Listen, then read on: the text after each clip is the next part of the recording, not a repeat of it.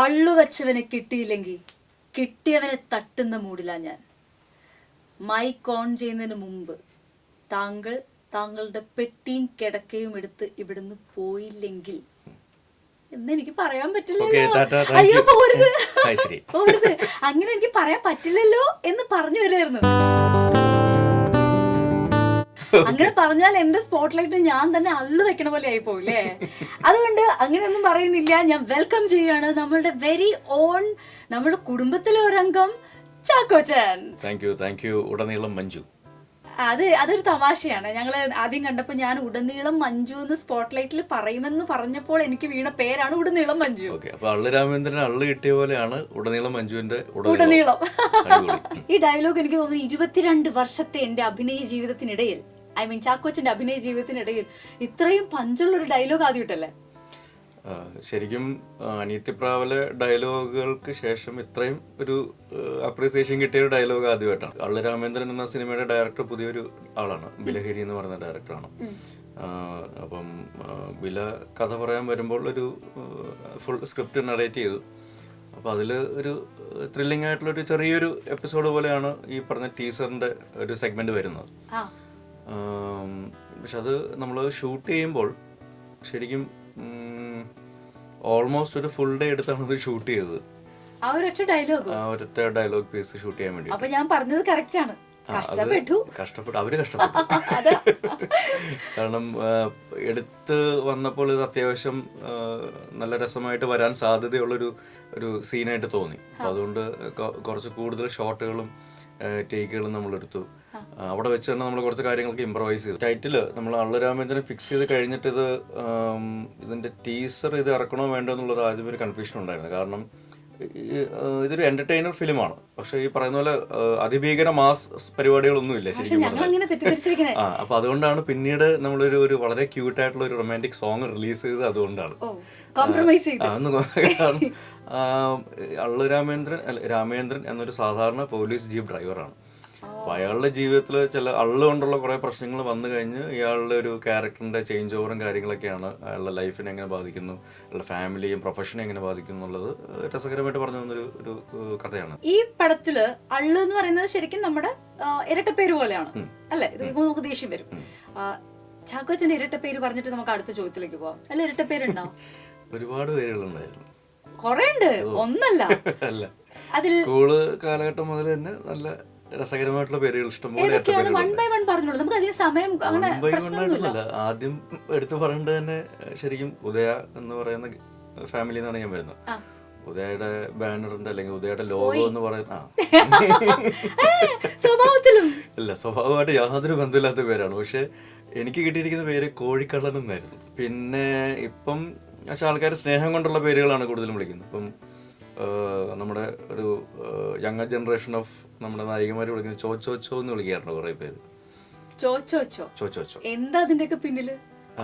ചോച്ചോച്ചോ എന്ന് പറഞ്ഞാൽ ശരിക്കും എൻ്റെ ഒരു ഫാമിലി ഫ്രണ്ട് അച്ചു എന്ന് പറയുന്ന ഫാമിലി ഫ്രണ്ടിന്റെ മകള് വളരെ പൊടിയായിരുന്നു. അപ്പം ചാക്കോച്ചൻ എന്ന് പറയുന്നത് പുള്ളിക്കാരി ആ ചോട്ടാ പറയുമ്പോൾ ചോച്ചോച്ചോ എന്നാണ് വിളിച്ചോണ്ടിരുന്നത്. അപ്പൊ അത് എനിക്ക് ഇഷ്ടമായിട്ട് തോന്നിട്ട് ഞാൻ എൻ്റെ ഇൻസ്റ്റയുടെ പേര് ചോച്ചോച്ചോ എന്നിട്ടു. അത് കണ്ടിട്ട് ഇപ്പോഴത്തെ നമ്മുടെ നായിക കുട്ടികളൊക്കെ നായികമാരെല്ലാം സ്നേഹത്തോടെ വിളിക്കുന്നത്. പിന്നെ യുവനിര നായകന്മാർ അവര് വിളിക്കുന്ന പേരുകളൊന്നും പറയാൻ കൊള്ളില്ല, ബീപ്പിടേണ്ടി വരും വളരെയധികം.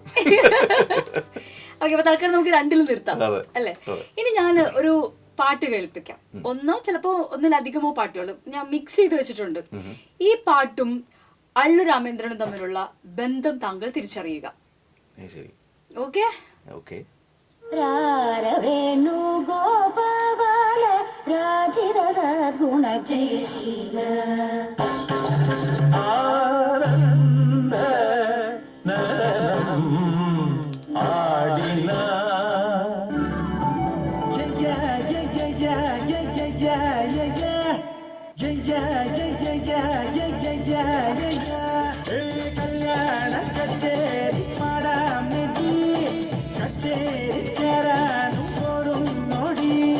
ഞാൻ അറിഞ്ഞില്ല ഈ പാട്ടുകളും അള്ളു രാമേന്ദ്രനും തമ്മിൽ എന്ത് ബന്ധം. സിനിമ അഭിനയിച്ച് റിലീസ് ചെയ്യുന്ന സമയത്ത് പോലും ഞാൻ അറിഞ്ഞില്ല.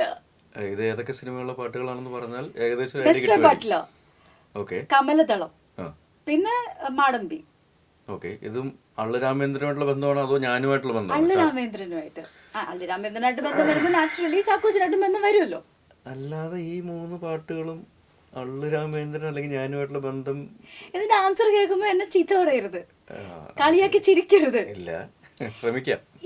ഇപ്പോൾ നമ്മൾ കേട്ട ഈ പാട്ടുകളെല്ലാം ബിലഹരി രാഗത്തിലുള്ളതാണ്.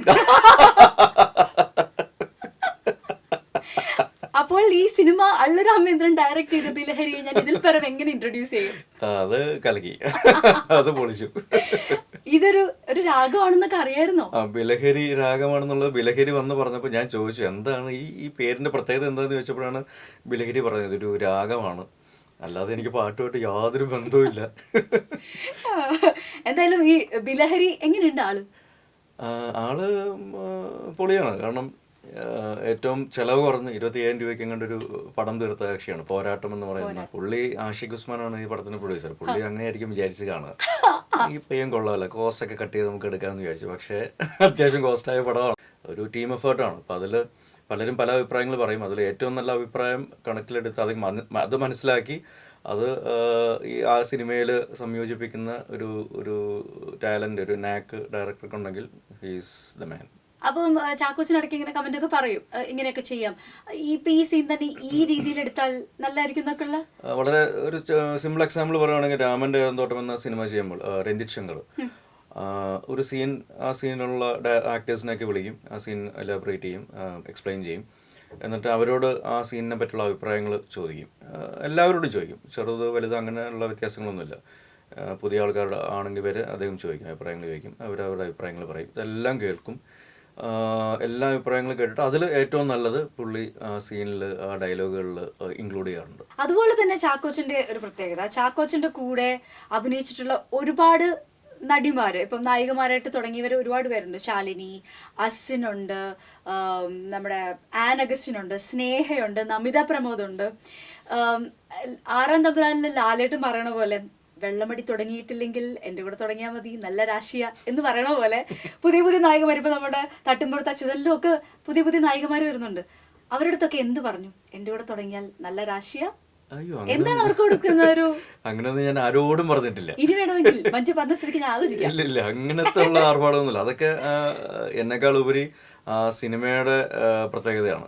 അല്ലെങ്കിൽ അവരെ കണ്ടുപിടിച്ച ഡയറക്ടേഴ്സ്, അവർക്ക് ആപ്റ്റായിട്ടുള്ള ക്യാരക്ടേഴ്സ് കൊടുത്ത സംവിധായകർ അല്ലെങ്കിൽ സ്ക്രിപ്റ്റ് അവരുടെ കഴിവാണത്. ഞാൻ കൂടെ നിന്ന് കൊടുത്തു എന്ന് മാത്രമേ ഉള്ളൂ. 97 നമ്മൾ അഭിനയം തുടങ്ങി, 22 വർഷമായിട്ടും ഞാൻ നേരത്തെ പറഞ്ഞതിന്റെ ഒരു ബാക്കി പത്രമാണത്. അതായത് ചാക്കോച്ചൻ എന്ന് പറയുമ്പോൾ നമുക്കൊക്കെ ഒരു നല്ല ഇമേജാ. നിങ്ങൾക്കൊന്ന് മാറ്റി ചിന്തിക്കൂ, എന്നാലല്ലേ എനിക്ക് നല്ല നല്ല കട്ടുകട്ടി റോൾസ് ഒക്കെ കിട്ടുള്ളൂ. അങ്ങനെ മാറ്റി ചിന്തിക്കാത്തതിൻ്റെ ഒരു പ്രശ്നം, അതായത് എന്തിന് ദൈവം എനിക്ക് ഇത്രയും സൗന്ദര്യവും ഇത്ര നിഷ്കളങ്കതയും തന്നു എന്ന് ഫീൽ ചെയ്തിട്ടുണ്ടോ? എന്താ വേണ്ട, കേക്ക് ഉണ്ട്, കാഷ്യൂ നട്ട്സ് ഉണ്ട്, എല്ലാം ഉണ്ട്, എന്താ മഞ്ജുന് വേണ്ടെന്ന് പറഞ്ഞാൽ അത് രണ്ടും എന്തായാലും ചാക്കോച്ചൻ പോയി കഴിയുമ്പോൾ ഞാൻ കഴിക്കാനുള്ളതാണ്. ഇതിന്റെ ഒരു പ്രത്യേകത പറയാനുണ്ട്. ഇതിവിടെ കൊണ്ടുവച്ചപ്പോൾ ഞാൻ പറഞ്ഞു എനിക്ക് കേക്കും കാഷ്യൂ നട്ടും ഒന്നും വേണ്ടെന്ന് പറഞ്ഞു. അപ്പോൾ ഇത് കൊണ്ടുവച്ച ആൾക്കാരോട് ഇത് ചാക്കോച്ചനല്ല, ഇത് ബാക്കിയുള്ളവർക്കൊക്കെയാണ്, ഈ പരിപാടി കഴിഞ്ഞ് ഇവർക്ക് കഴിക്കാനുള്ള സംഭവങ്ങളാണ് ഇത്, അല്ലാതെ എനിക്കുള്ള അല്ലെങ്കിൽ ഗസ്റ്റുകൾക്കുള്ള കാര്യങ്ങളെ അല്ല. അത് ചാടക്കി വെച്ചേക്കുന്നത്. അതുകൊണ്ട് അത് ഓഫർ ചെയ്ത് എന്നെ പറ്റിക്കണ്ട. എന്തായിരുന്നു ചോദ്യം പറഞ്ഞത്? അതായത് ഈ സൗന്ദര്യവും ഈ നിഷ്കളങ്കതയും എന്തിന് ഈശ്വര എനിക്ക് തന്നു. ക്യാരക്ടേഴ്സ് നേരത്തെ പറഞ്ഞ പോലെ ശരിക്കും ഈ അള്ളു രാമേന്ദ്രൻ എന്ന സിനിമയുടെ ടീസർ റിലീസ് ചെയ്ത് കഴിഞ്ഞിട്ട് ആ ഡയലോഗുകൾ എനിക്ക് തോന്നുന്നു ഇത്രയും അത് ആൾക്കാർ തിരിച്ച് എനിക്ക് അയച്ചു തന്നിട്ടുള്ളത് വളരെ കുറവാണ്. അവർ തന്നെ ഈ ടിക്ടോക്ക് അങ്ങനത്തെ പരിപാടികൾ അവർ തന്നെ മൈം ചെയ്ത് അല്ലെങ്കിൽ മിമിക് ചെയ്ത് അല്ലെങ്കിൽ ആ ടീസർ തന്നെ ഫുൾ ലെങ്ത് ആയിട്ട് അവർ എനാക്ട് ചെയ്ത് ഒക്കെ അയച്ചു തന്നത് എൻ്റെ ലൈഫിൽ ആദ്യമായിട്ടുള്ളൊരു എക്സ്പീരിയൻസ് ആണ്. അപ്പം അത് ഞാൻ ആസ്വദിക്കുന്നു. അപ്പം അതുകൊണ്ട് തന്നെ അവർക്കൊരു നല്ല സിനിമ എന്തായാലും ഗ്യാരണ്ടി ചെയ്യേണ്ട ഒരു വലിയൊരു ഉത്തരവാദിത്വം കൂടി ഉണ്ട്. അപ്പം അതിന്റെ ടെൻഷനിലാണ് ഞാനിപ്പോൾ. അതുകൊണ്ട് എന്റെ ചോദ്യത്തിന് ഉത്തരം പറയില്ലെന്നുണ്ടോ? ഇല്ല, അതുകൊണ്ട് എൻ്റെ അടുത്ത് സിനിമയെ സ്നേഹിക്കുന്ന അല്ലെങ്കിൽ എൻ്റെ സിനിമകളെ സ്നേഹിക്കുന്ന, എന്നെ സ്നേഹിക്കുന്ന കുറച്ച് ആൾക്കാർ പറഞ്ഞു നമുക്ക് ഈ നന്മയൊക്കെ കുറച്ച് നാളത്തേക്ക് മാറ്റി വയ്ക്കാം എന്ന് പറഞ്ഞിട്ടുണ്ട്. ചോദിച്ചപ്പോൾ നന്മ മാറ്റി വയ്ക്കുക എന്ന് പറഞ്ഞാൽ എന്താ ഉദ്ദേശിക്കുന്നത്? അല്ല, കുറച്ചൊരു കലിപ്പും ഒരു അലമ്പത്തരവും കാര്യങ്ങളും ഒക്കെ വേണമെന്ന് പറഞ്ഞു. ഞാൻ പറഞ്ഞു ശരി, എന്നൊരു കാര്യം ചെയ്യാം, ആദ്യം ഞാൻ എൻ്റെ ഭാര്യയുടെ പെർമിഷൻ ഒന്ന് മേടിക്കട്ടെ എന്ന് പറഞ്ഞു. അഭിനയിക്കാനോ? അലമ്പെന്ന് പറഞ്ഞാൽ ഫുൾ അലമ്പായിരിക്കും ഇനി. കാരണം എൻ്റെ ഒരു പ്രശ്നം അതാണ്, ഞാൻ തുടങ്ങി കഴിഞ്ഞാൽ പിന്നെ എൻ്റെ എക്സ്ട്രീമിലോട്ട് പോകും. ഞാൻ നല്ല പിള്ള ആവുമ്പോ സിനിമയിലും ജീവിതത്തിലും നല്ല പിള്ള, മോശമായാൽ സിനിമയിലും ജീവിതത്തിലും മോശം. അതിന് ഭാര്യയുടെ പെർമിഷൻ വേണം. അത് വേണം. ഭാര്യയെ പേടിയുണ്ടോ? കാരണം തിരിച്ച് എന്തായാലും ഭാര്യയുടെ അടുത്ത് തന്നെയാണ് നമ്മൾ ചെല്ലുന്നത്. അപ്പൊ അതുകൊണ്ട് ഞാൻ പുള്ളിക്കാരോട് പറഞ്ഞു, ഒന്ന് മാറ്റി പിടിച്ചാലോ. എനിക്കും തോന്നി ചാക്കോച്ചൻ ഒന്ന് മാറ്റി പിടിച്ചോളൂ. കണ്ടോ പറയാതെ മനസ്സിൽ സൂക്ഷിച്ചിരിക്കുകയായിരുന്നു. ചാക്കോച്ചൻ ചോദിച്ചതും എനിക്കും തോന്നി. നമ്മളെ കറക്റ്റ് ടൈമിൽ ചോദിക്കാവുള്ളൂ. ഓക്കെ, അങ്ങനെ പെർമിഷൻ കിട്ടിയിട്ടുണ്ട്. അപ്പൊ ഇനി അലമ്പായിരിക്കും. ഭയങ്കര അലമ്പല്ല, ഒരു പൊടി അലമ്പൊക്കെ എന്തായാലും പ്രതീക്ഷിക്കാം. അതെ, മഞ്ജു സൂക്ഷിച്ചിരുന്നുള്ളൂ. അതാ. പ്രോഗ്രാമിൽ നിന്നായിരിക്കും അലമ്പ് തുടങ്ങും. 10 years ചാലഞ്ചിലേക്ക് പോയാലോ. പക്ഷെ 22 വർഷങ്ങൾക്ക് മുമ്പ് അനിയത്തി പ്രാവിൽ അഭിനയിച്ച ഫോട്ടോയും ഇപ്പോഴത്തെ ഫോട്ടോയും വെച്ചാൽ നമുക്ക് ഡിഫറൻസ് ഒക്കെ പറയാനുണ്ട്. അത്യാവശ്യം. അല്ലാതെ ഈ 10 വർഷത്തിൽ പ്രശാന്ത് പറഞ്ഞതുപോലെ തന്നെ ചാക്കോച്ചന്റെ വലിയ വ്യത്യാസമൊന്നും വന്നിട്ടില്ല. ഇപ്പൊ ഒരു ഇത്തിരി നെറ്റ് കയറി വരുന്നുണ്ടോ എന്നുള്ളത് ഒഴിച്ചാൽ. ഇപ്പം ശരിക്കും അള്ളരാമേന്ദ്രന് വേണ്ടി ഞാൻ കുറച്ച് വണ്ണം വെച്ചു, മുടിയൊക്കെ പറ്റ വെട്ടി, മീശ ഒന്ന് വളർത്തി, താടിയൊക്കെ കുറച്ചൊന്ന് ആക്കിയിട്ടുണ്ട്. അത്രേ ഉള്ളൂ. അപ്പൊ ആ ഒരു വ്യത്യാസമേ ഉള്ളൂ. അല്ലാതെ നോക്കിയാൽ നമുക്ക് ഫോട്ടോസിന് മാറ്റി വയ്ക്കാം, അതിൽ വലിയ വ്യത്യാസമൊന്നുമില്ല. അല്ലാതെ നോക്കിയാൽ ഇപ്പോ 10 വർഷം മുമ്പത്തെയോ വേണ്ട 22 വർഷം മുമ്പത്തെയോ പടമൊക്കെ എടുത്ത് നോക്കുമ്പോഴേ ചാക്കോച്ചന് സ്വയമേ തന്നെ ഷോ എന്ന് തോന്നൂലേ ചില സിനിമകളൊക്കെ കാണുമ്പോ. ഇപ്പൊ തന്നെ അനിയത്തി പ്രാവ് ഒന്ന് കാണുമെന്ന് വിചാരിക്കാം, ഞാൻ ഉരുകിയില്ലാതാവും. ഒരു രക്ഷയിലടിക്കത് അത് വേറെ ആരുടെയെങ്കിലും കൂടെ ഒപ്പം ഇരുന്ന് കാണുക എന്ന് പറഞ്ഞാൽ എനിക്ക് സഹിക്കബിൾ ആൻഡ് ഇംപൊർക്കബിൾ ആണ്. ടൊവിനോ ഇവിടെ സ്പോട്ട്ലൈറ്റിന് വന്നപ്പോ ടൊവിനോ ഇപ്പൊ വലിയൊരു റൊമാൻറ്റിക് ഹീറോ ആയിട്ടൊക്കെ ഇങ്ങനെ നിൽക്കാണല്ലോ. അപ്പൊ ഞാൻ ചോദിച്ചു ടൊവിനോയുടെ അടുത്ത് ടൊവിനോയ്ക്ക് ഇഷ്ടമുള്ള റൊമാൻറ്റിക് ഹീറോ ആരാന്ന് ചോദിച്ചപ്പോഴത്തേക്കും ടൈറ്റാനിക്കിലെ ലിയോനാർഡോ ഡി കാപ്രിയോ എന്നൊക്കെ പറഞ്ഞു. അത് പറഞ്ഞു കേട്ടോ. അത് പറഞ്ഞു. എന്നിട്ട് അത് ആ സിനിമ കാണാൻ പോയ കഷ്ടപ്പാടിനെ പറ്റിയും പറഞ്ഞു. ആ സിനിമ കുടുംബത്തിലുള്ള ആരും അന്ന് തിയേറ്ററിൽ പോയി കാണാൻ സമ്മതിക്കത്തില്ലല്ലോ. അപ്പൊ അങ്ങനത്തെ കഥയൊക്കെ പറഞ്ഞു. മലയാളത്തിൽ അത് ചോദിക്കാറുണ്ടോ, അത് ചാക്കോച്ചനല്ലേ എന്ന് ചോദിച്ചു. അങ്ങനെ പറഞ്ഞു. അങ്ങനെ മസിലുണ്ടെന്നേ ഉള്ളൂ, മനസ്സ് വളരെ നിഷ്കളങ്കമാണ്. ഞാൻ വിചാരിച്ച എന്റെ പേരൊക്കെ അവോയ്ഡ് ചെയ്ത് അവൻ ലിയോണാർഡോയിൽ പോയി നിൽക്കായിരുന്നു.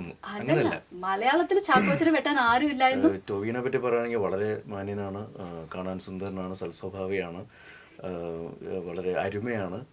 എന്നാലും ഞാൻ തിരിച്ചു ചോദിക്കട്ടെ, ചാക്കോച്ചൻ റൊമാൻറ്റിക് ഹീറോ നമ്മളുടെ മനസ്സിനകത്ത് ഇപ്പോഴും, എല്ലാവരുടെയും മനസ്സിനകത്ത് ഇപ്പോഴും റൊമാൻറ്റിക് ഹീറോ എന്ന് പറഞ്ഞാൽ ടൊവിനോ ഇപ്പോഴും നമ്മുടെ മനസ്സിൽ കയറിയിട്ടില്ല, അല്ലെങ്കിൽ പുതിയ ആളുകൾ ആരും ഇപ്പോഴും നമ്മളുടെ മനസ്സിനകത്ത് കയറിയിട്ടില്ല.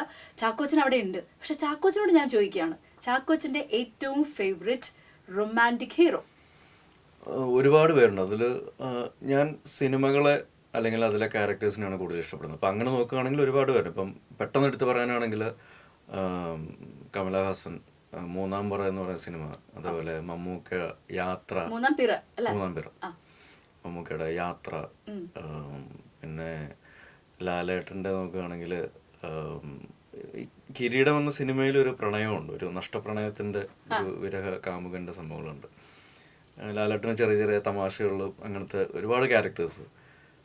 നമ്മുടെ ഒരു ന്യൂജൻ പിള്ളേരിലേക്ക് വരികയാണെങ്കിൽ of course Tovino is there. പിന്നെ തട്ടത്തിന് മറയത്തിൽ നമ്മുടെ നിവിൻ, ഡി ക്യു റൊമാൻസിനേക്കാൾ ഒരു സ്റ്റൈൽ അയക്കുന്നതാണ്, ആ രീതിയിൽ നമുക്ക് പറയാം. ഷാനു ഒരു റൊമാൻറ്റിക് എന്ന് മാത്രം നമുക്ക് ടാഗ് ലൈൻ ചെയ്യാൻ പറ്റില്ല. Is A very versatile actor. അപ്പൊ ഞാൻ ഈ റൊമാൻറ്റിക് എന്ന് പറയുന്നത് മാത്രം കൊണ്ടാണ് ഞാൻ പറഞ്ഞത്. പൃഥ്വിരാജ് ഡയറക്ടറായി നമ്മളിനി എന്നാ അതൊക്കെ ചെയ്യുന്നേ? ഇല്ല, അതൊക്കെ ഞാൻ അസൂയയോടെ കാണുന്ന കാര്യങ്ങളാണ്. പ്രൊഡ്യൂസ് ചെയ്യുന്ന പടം, അതിൽ ആക്ട് ചെയ്യുക, അത് ഡയറക്റ്റ് ചെയ്യുക എന്നൊക്കെ പറയുന്നത് ഒരു വലിയൊരു കാര്യം തന്നെയാണ്. ഇപ്പം ഫഹദ് പ്രൊഡ്യൂസ് ചെയ്തു, ആക്ട് ചെയ്തു, രാജു ആക്ട് ചെയ്തു, ഡയറക്റ്റ് ചെയ്യുന്നു. അപ്പൊ അതൊന്നും എനിക്ക് ചിന്തിക്കാൻ പോലും പറ്റാത്ത കാര്യങ്ങളാണ്. ഡയറക്ഷൻ നമ്മളുടെ ഏരിയയിലില്ല, മേഖലയിലേക്ക് ഞാൻ പോകുന്നില്ല. അറിയാവുന്ന ആൾക്കാർ ചെയ്തോട്ടെ. അല്ലെ, ഇപ്പൊ ആക്ടേഴ്സ് പാട്ടും പാടും, ലിറിക്സ് എഴുതും, മ്യൂസിക് ചെയ്യാൻ വേണ്ടി വന്ന. അപ്പൊ ഞാൻ ആ ചലഞ്ച് വെച്ചിട്ടുള്ള രണ്ടുപേരോടാണ്, നിവിനോടും ഫഹദിനോടും. അവരെന്ന് പാട്ട് പാടുന്നു, അതിന്റെ അടുത്ത ദിവസം ഞാനൊരു നല്ല പാട്ട് പാടുന്നതായിരിക്കും. ഇന്ന് സ്പോട്ട്ലൈറ്റിൽ നമുക്ക് വേണമെങ്കിൽ, സിനിമയിലല്ല അല്ലാതെ നമുക്ക് വേണമെങ്കിൽ ഇടയ്ക്ക് പാടാം കേട്ടോ. ഇല്ല, രാമേന്ദ്രൻ ഫുൾ കലിപ്പാണ്. അതില്ല, സ്ഥലത്തുള്ളപ്പോ പള്ളിയിൽ പോവും, ഭയങ്കര വിശ്വാസിയാണ്. ആര് പറഞ്ഞു? എല്ലാം അറിയുന്നവളല്ലേ ജഗ? ശരി, ഓക്കെ, അറിഞ്ഞില്ല. പള്ളി പരിസരത്തൊക്കെ ആരാധകർ കൂടുമോ? ഇല്ല, അങ്ങനെ ഭീകരമായിട്ടുള്ള പ്രശ്നങ്ങളൊന്നുമില്ല. അവിചാരിതമായി കാണുന്ന ആൾക്കാരൊക്കെ ഉണ്ട്, പെട്ടെന്ന് ഞാൻ തന്നെയാണെന്ന് സംശയിക്കുന്ന ആൾക്കാരൊക്കെ ഉണ്ട്.